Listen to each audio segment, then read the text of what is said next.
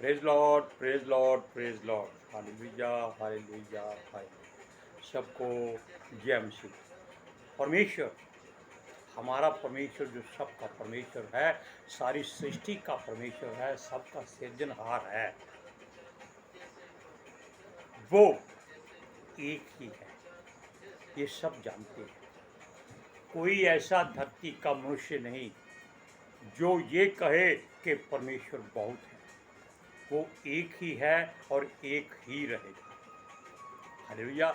लेकिन मसीहत में लोग ये जान गए हैं कि परमेश्वर जीवित है और हमारे हृदय में वास करता है, कहीं बाहर नहीं रहता, और वो अंदर से हमारे जीवन को चलाता है। इसके लिए आप जानते हैं कि परमेश्वर ने धरती बनाने से पहले, आकाश बनाने से पहले से लेकर धरती के नाश होने के बाद तक की सारी बातें इस पवित्र शास्त्र में लिख दी गई। इसको कोई धार्मिक ग्रंथ का नाम नहीं दिया गया, इसको पवित्र शास्त्र का नाम दिया गया है कि जो भी शास्त्राचार इसमें हुआ है वो परमेश्वर की मर्जी से हुआ, उसकी इच्छा के मुताबिक, उसकी युक्ति के मुताबिक हुआ है। उसकी कोई ज़्यादा इतनी बड़ी लंबी चौड़ी शर्तें नहीं है, ना ही वो हमसे कुछ मांगता है कि इतने शेर ये लाओ, इतने मन ये लाओ, इतने कपड़े लाओ, ये करो वो करो, इतने महीने उपवास रखो, इतनी बार मेरी कृषिया में आओ या उसकी हुजूरी में आओ। बिल्कुल नहीं।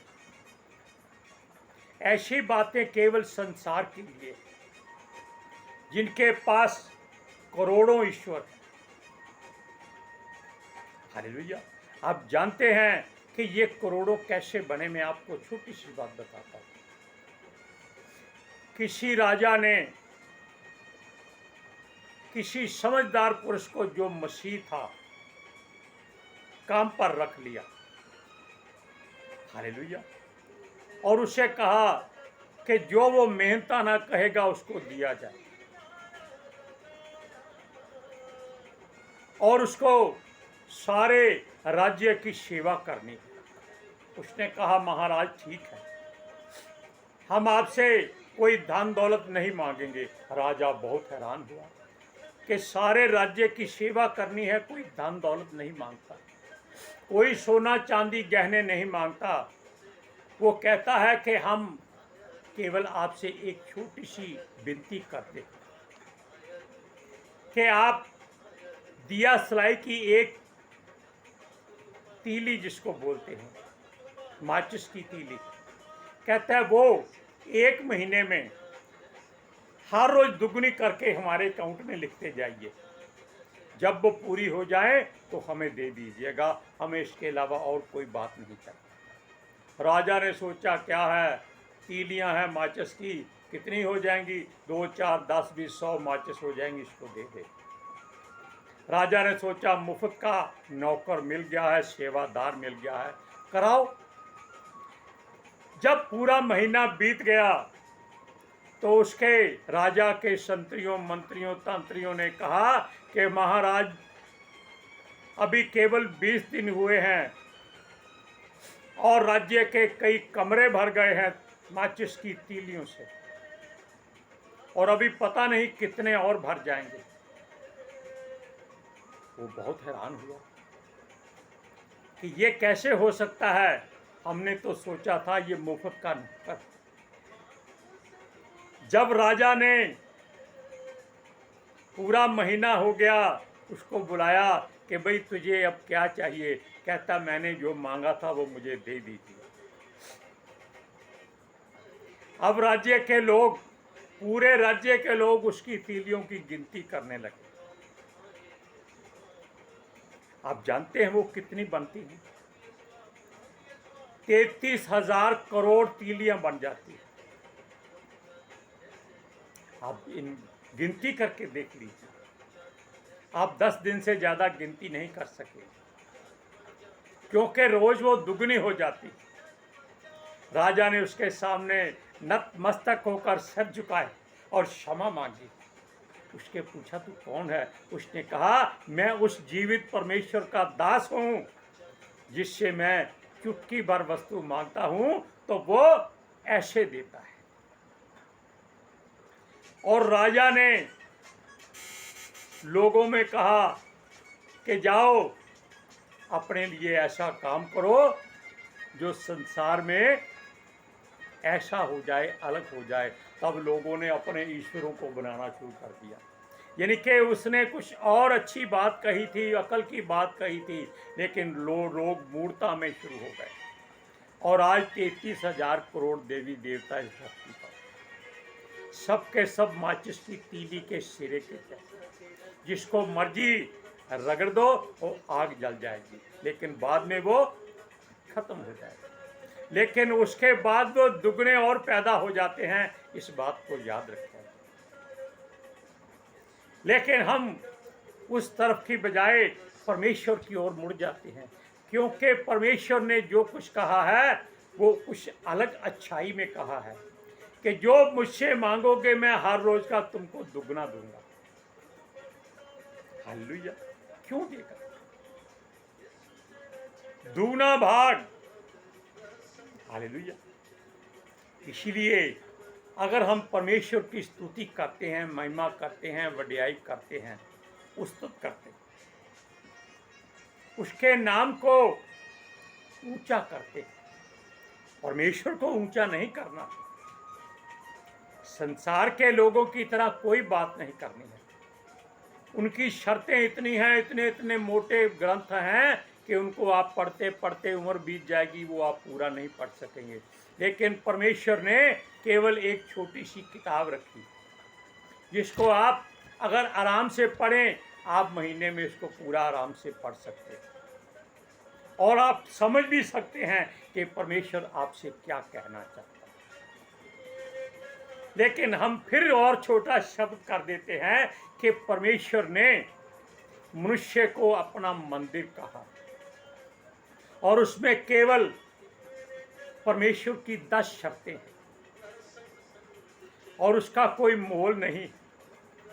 आप एक शर्त को पूरा करें तो आपको उसका 10 गुना मिलेगा। आप जानते हैं कि यीशु ने ये कहा था कि जो कोई परमेश्वर का वचन बीजता है, अगर भूमि अच्छी है तो वो 30 गुना, 60 गुना, बल्कि 100 गुना फल देता है।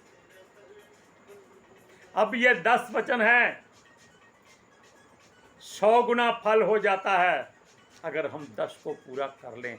लेकिन 10 तक कोई पहुंचता नहीं है। लोगों के संसार में तो हजारों, लाखों तक शर्तें हैं, जिसको पूरा करने के लिए उनकी पीढ़ियां मर जाती हैं, लेकिन वो पूरा नहीं कर सकते। लेकिन हमारे परमेश्वर की ये बातें आप इसी जन्म में, क्षण भर में पूरी कर सकते हैं। हम आपको इसका एक उदाहरण दे सकते हैं, जीवित उदाहरण। आप जानते हैं कि यीशु मसीह को क्रूरता के साथ प्रताड़ित किया गया था, इतना लज्जित किया गया, इतना मारा गया कि वो कबूल करे कि अपने आप को छुड़ा ले और साबित कर दे कि वो परमेश्वर का पुत्र है। लेकिन उसने मुंह से उफ नहीं की, उसने परमेश्वर को महिमा दी, उसने अपने आप को छुड़ाने की कोशिश नहीं की, क्योंकि परमेश्वर चाहता था कि इस शरीर को नाश करके मेरे पास आना।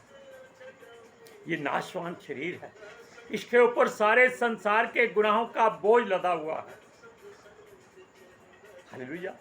और जब वो सलीब पर था, उसके साथ 2 डाकू भी थे। हम क्षण भर की बात करते हैं कि आप पवित्र शास्त्र को अपने हृदय में रख के परमेश्वर के राज्य में जा सकते हैं। एक डाकू ने कहा संसार की बोली में, अगर तू यीशु है, परमेश्वर का पुत्र है, आप बच और हमें बचा। क्या आप ऐसी बात को सोच सकते हैं कि आपके हाथों में भी कील लगे हों, यीशु मसीह के हाथों में भी कील लगे हों, और वो कहता है खुद बच। अरे भाई, तुझ में हिम्मत है तो क्रूस पे क्यों नहीं उतर जाते? उसको क्यों कहते? उसके मन में संसार की सारी बुराई थी, घमंड था, हुक्म करने की बात थी, हे यीशु हमको बचाओ, बेशक हम डाकू हैं, आप भी बच। लेकिन उसने उसकी तरफ देखा था। दूसरा डाकू था, उस डाकू ने पहले वाले डाकू को ऐसा झाड़ा कि वो मरे हुए से भी मर गया। उसने कहा, देख तू मूर्ख है, कैसी बातें करता है, तू भी वही सजा भुगत रहा है जो ये भुगत रहा है, और हम भी वही सजा भुगत रहे हैं। मूर्खता की बात मत कर। तब उसने यीशु की ओर बड़े प्यार से देखा, जो उसकी ओर देखा, क्योंकि वो अपने पापों को हृदय की गहराई से कबूल कर रहा था कि हमने वही पाप किया है संसार में और हम उसकी सजा भुगत रहे हैं, लेकिन इसने कोई पाप नहीं किया, ये हमारे बराबर सजा क्यों भुगत रहा? हालेलुया। अब सुनिए, तब उसने एक छोटी सी बात कही। उसने कोई बपतिस्मा नहीं लिया था, उसने पवित्र शास्त्र को नहीं पढ़ा था, क्योंकि वो डाकू था, अनपढ़ था और केवल लूटना मारना जानता था। लेकिन अब वो समझ गया था कि वो जिसके पास सजा भुगत रहा है, जिसके बराबर में, वो परमेश्वर है। उसने क्या कहा, हे यीशु, ऐसी बात में हृदय कांप जाता है, आंखें छलछला उठती हैं,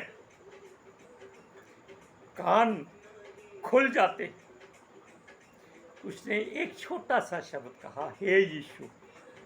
यीशु ने बड़े प्यार से उसकी ओर देखा,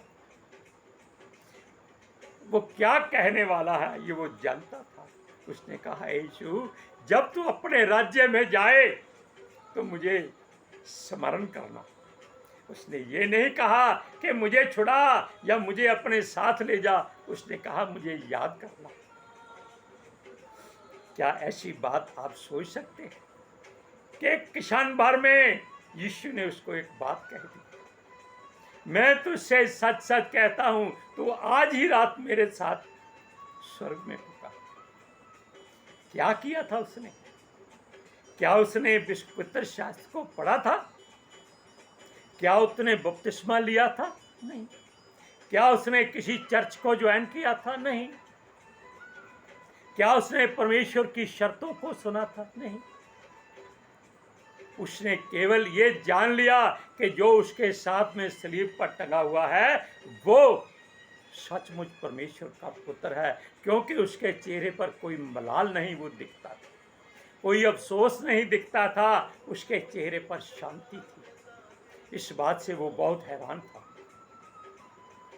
अब परमेश्वर की बात जान लीजिए, जिसने सारे जगत के पापों का बोझ अपने पुत्र पर डाल दिया और उसके हजारों चिन्ह इस पवित्र शास्त्र में जगह जगह दिखाए गए हैं।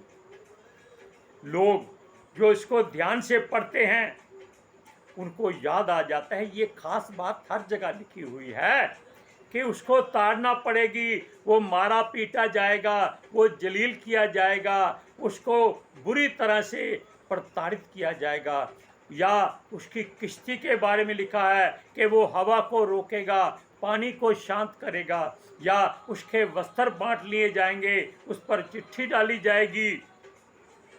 ऐसी बातें आप सैकड़ों जगह पढ़ सकते हो कि यीशु के आने का हर बात का समाचार इसमें पहले ही दिया गया है।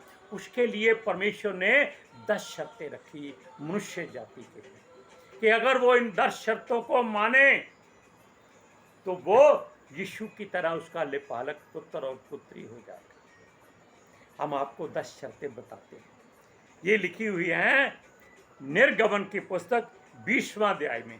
आप ये 20वां अध्याय पढ़िए, केवल 1 से लेकर 17 आयत तक, लेकिन आप इसको पूरा अध्याय जरूर पढ़िएगा। निर्गमन की पुस्तक, पंजाबी में कहते हैं कूच की पुस्तक, हालेलुया। अब देखिए उसमें क्या लिखा है, हम आपको पढ़कर सुनाते हैं। हमने वो देखिए पीछे बोर्ड पर लगा हुआ है, लेकिन हम सामने भी बोर्ड पर लगाया है, हम उससे आपको पढ़कर बताते हैं। उसकी पहली शर्त बहुत आसान है, वो संसार के लिए बहुत क्रोध भरी है, यानी कि उसको पढ़कर संसार क्रोध करता है। उसमें लिखा है कि तू मुझे छोड़, दूसरे को ईश्वर करके ना मानना, क्योंकि वो एक ही है, उसके अलावा कोई ईश्वर परमेश्वर नहीं है। दूसरी शब्द वो कहता है तू अपने लिए कोई मूर्ति खोद कर ना बनाना। खोदने का मतलब है ना लकड़ी की, ना सोने चांदी की, ना मिट्टी की, ना पत्थर की, ना किसी और वस्तु की, क्योंकि उसको आज तक किसी ने देखा नहीं। किसकी मूर्त बनाओगे आप? 33,000 करोड़ मूर्तियां अगर संसार में बन जाए तो मनुष्य कहाँ रहेगा? इस बात को सोच कर देखिए। इन मूर्तियों के बावजूद संसार में कम से कम 3 करोड़ चर्च हैं, जो शायद संसार के बाकी सारे धार्मिक स्थानों से सैकड़ों गुना ज्यादा है। हालेलुया। अब दूसरी शर्त आपने सुन ली है कि अपने लिए कोई मूर्ति खोद कर ना बनाओ, क्योंकि परमेश्वर को सख्त नफरत है इस बात से कि आप परमेश्वर को छोड़कर मूर्त की पूजा करते हैं, पत्थर की पूजा करते हैं, जिसको परमेश्वर के बनाए हुए लोग बनाते हैं। आप उसी के आगे अपना सर झुका देते हैं। हालेलुया। अब देखिए इसमें सिख धर्म मूर्ति पूजा नहीं करता, मुस्लिम धर्म मूर्ति पूजा नहीं करता। केवल एक ही संसार में धर्म है जिसको हम धर्म ही कहेंगे, वो हिंदू धर्म है, वो उसकी पूजा करते हैं। हमें उनसे कोई नफरत नहीं है, क्योंकि वो भी परमेश्वर के बनाए हुए इंसान हैं। उनका मन करता है करने दो। हम केवल मसीह लोगों की बात करते हैं कि वो मूर्ति पूजा ना करें, वो ना चर्च बनाएं, ना ही यीशु मसीह की मूर्त बनाएं, ना उसकी माता जिसको उसने कभी कबूल नहीं किया, माता नहीं कहा, ना ही उसकी मूर्त बनाएं, ना ही यीशु मसीह के जन्म की मूर्त बनाएं। वो कहता है ये पवित्र शास्त्र ही परमेश्वर की मूर्त है और वो मनुष्य के भीतर रहता है। अब तीसरी शब्द देखिए, कहता है तू अपने परमेश्वर का नाम व्यर्थ ना लेना। यह बहुत ही गहरा सवाल है। व्यर्थ का मतलब होता है कि यूं ही हर समय उसको याद करते रहना। कैसे भला? परमेश्वर आज मुझे ये काम पूरा करना है, परमेश्वर मुझे गाड़ी लेनी है, मुझे बंगला लेना है, मेरे लिए अपने स्वर्गदूतों को भेज, पवित्र आत्मा को भेज, मैं आज बीमार हूँ, मुझे अच्छा करे। यानी कि आप उसको हुक्म देते हैं, उसका नाम व्यर्थ लेते हैं।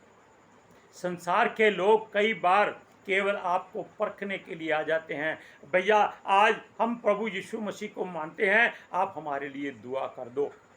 आप दुआ कर देते हैं, लेकिन यीशु मसीह ने एक वचन कहा कि जिस घर में जाओ पहले उसके लिए आशीष मांगो, शांति मांगो। अगर वो इस लायक होंगे तो वहां परमेश्वर की शांति और आशीष ठहरेगी, वरना वो आपके पास वापस आ जाएगी। ये यीशु मसीह के मुख का वचन है। ये लोग प्रार्थना करके चले जाते हैं, अच्छे हो जाते हैं, लेकिन जाकर फिर अपने मूर्त के आगे सर झुका देते हैं। वो सारी आशीष जिस मनुष्य ने प्रार्थना की होती है वो वापस आ जाती है। ये क्या हो गया? ये व्यर्थ हो गया। अब चौथी शब्द देखिए क्या है। वो कहता है तुम विश्राम दिन को पवित्र बनाने के लिए स्मरण रखना। विश्राम दिन कौन सा है? विश्राम दिन वो है जब परमेश्वर ने अपना घर बना लिया 6वें दिन में, यानी कि मनुष्य को बना लिया, तब वो उसमें वास कर गया। वो बोला अब तू सारे काम कर, मैं तेरे भीतर विश्राम करूंगा और देखूंगा कि तू क्या करता है। इसको बोलते हैं विश्राम करना। ये दिन कौन सा है? ये शनिवार का दिन है। हालेलुया। इस दिन कोई पाप मत करे और यीशु मसीह भी इस दिन कब्र में रहा, रात को बाहर नहीं आया वो। अब देखिए, इस बात में आप क्या जान सकते हैं, व्यर्थ ना लेना कि हर जगह पूजा स्थल बनाकर उसकी सम्मानता में किसी को खड़ा मत कर देना, ना ही मनुष्य पर भरोसा करना, ना उसको आदर देना। आदर केवल देने का मतलब है कि आप उसको मनुष्य जाने, परमेश्वर का दास दासी माने, उसके आगे अपना सर न झुकाएं। सर केवल परमेश्वर के आगे झुकाएं। आजकल बड़े बड़े पास्टर भी अपने उस मनुष्य को आत्मिक पिता कह देते हैं जिसके द्वारा वो बचाए जाते हैं। वैसे वो परमेश्वर की मर्जी होती है कि ये आदमी बचाया जाए, लेकिन वो सोचते हैं कि मनुष्य ने बचाया है, परमेश्वर ने नहीं बचाया। वो उसको अपना आत्मिक पिता कहना शुरू कर देते हैं। ये पाप करते हैं, गुनाह करते हैं, ये भी व्यर्थ नाम लेना है। अब सुनिए, विश्राम दिन को कोई पाप नहीं करना, कोई गुनाह नहीं करना, लेकिन मनुष्य है, गुनाह हो जाते हैं, लेकिन परमेश्वर दयालु है। हालेलुया। अब सुनिए 5वां वचन जो आपके ग्रस्त में बहुत काम का है। कहता है, तू अपने पिता और अपनी माता का आदर कर। क्या आज के संसार में कोई करता है?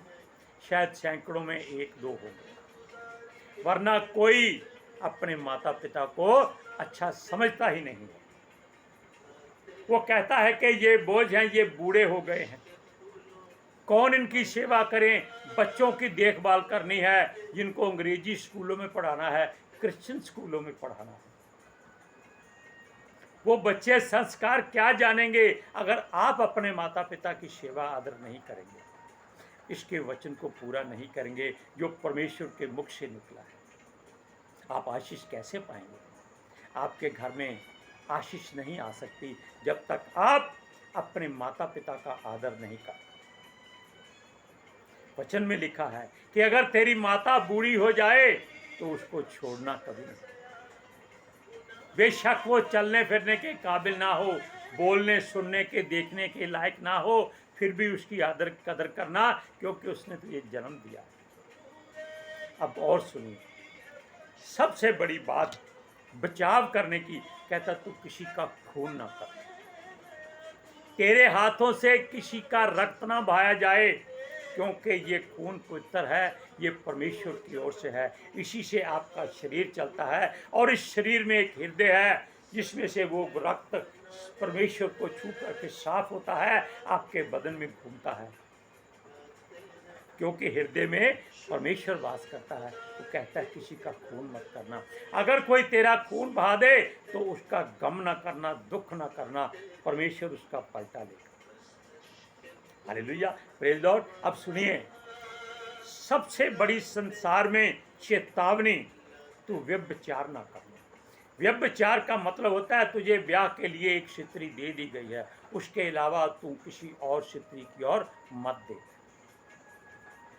हालेलुया। लेकिन हम ये बोलते हैं कि अगर यीशु मसीह का वचन सुने, वो कहता है अगर तूने अपनी निगाह से भी किसी पर कुदृष्टि डाल दी तो तुमने व्यभिचार कर लिया, और वो परमेश्वर के मंदिर को गंदा कर देता है। क्यों? वो मन में विचार आता है। आप सब कुछ कर बैठते। अब सुनिए और बात, कहता है तू चोरी मत कर। चोरी का मतलब है कि किसी की किसी वस्तु को उठाना नहीं, चोरी ना करना। जिसको तुम जानते हो कि ये वस्तु उसकी है, उसको लेना नहीं। अनजाने में आपको कुछ मिल जाता है तो अलग बात है। हालेलुया। आप जानते हैं अरब कंट्रियों में, यूएई में, अगर आप चोरी करते पकड़े गए, क्योंकि वहाँ सब कैमरे लगे हुए हैं, आपके हाथ काट दिए जाते हैं। ये पहले यही कानून होता था, ये बाइबल का कानून था, इसको यीशु मसीह ने बदला। हालेलुया। अब और बात सुनिए, कहता तू किसी के विरुद्ध झूठी साक्षी ना देना। जिसको तुम जानते ही नहीं, पहचानते ही नहीं, जिससे तुम्हारा कोई लड़ाई झगड़ा नहीं है, उसके विरुद्ध मत बोलना। अपने मुंह से उसकी बुराई मत करना।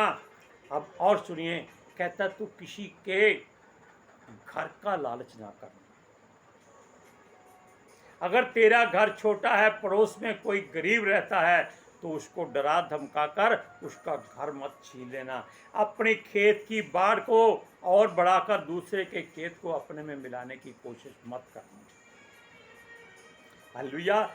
ये बातें जो 10 बातें हैं, अगर आप अपने हृदय में रख लें तो आप 30 गुना, 60 गुना, बल्कि 100 गुना फल पाएंगे और परमेश्वर के राज्य में एंट्री करने के लायक हो जाएंगे। और उसका समय बहुत नज़दीक है। आप जानते हैं कि चारों तरफ लड़ाइयाँ शुरू हो चुकी हैं। ये पवित्र शास्त्र में लिखा हुआ है। चारों तरफ आग बढ़ती जाती है, सूर्य गर्म होता जा रहा है। आज 42 डिग्री गर्मी थी। अभी जून जुलाई का महीना नहीं आया और ये 8 गुना ज़्यादा बढ़ने वाला है। अठवारे का दिन, जब चारों तरफ से बारूद गिरेंगे तो धरती चारों तरफ से सुनसान हो जाएगी। लोगों की लाशें गलियों में, सड़कों में पड़ी होंगी। पेड़ पौधे नहीं रहेंगे, हरियाली नाश हो जाएगी। तब आप जानेंगे कि ये पवित्र शास्त्र में लिखा था, ये परमेश्वर की ओर से था, हमने इसको क्यों नहीं माना। तब परमेश्वर के चुने हुए लोग ही बचाए जाएंगे। हालेलुया। अब आप इन बातों को अपने हृदय में रखिए और इन वचनों को पूरा करने की कोशिश कीजिए। हालेलुया। हम सब के लिए दुआ करते हैं कि हे पिता परमेश्वर खुदावंद खुदा, जिसने ये पवित्र शास्त्र रचा है, सृष्टि की बातें लिखी हैं, उसको मानने के लिए हर एक मनुष्य में अपना हृदय भर, ताकि उस बातों को सुने, पढ़ें, माने और समझें और तेरी ओर मन फिराएं और तेरे हो जाए। मेरी विनती, मेरी प्रार्थना यीशु के समर्थी, जलाली और खुदूस नाम में और जीवित नाम में मांगते हैं। सुन और कबूल कर। आमीन। हालेलुया। आमीन। सबको जय मसीह की।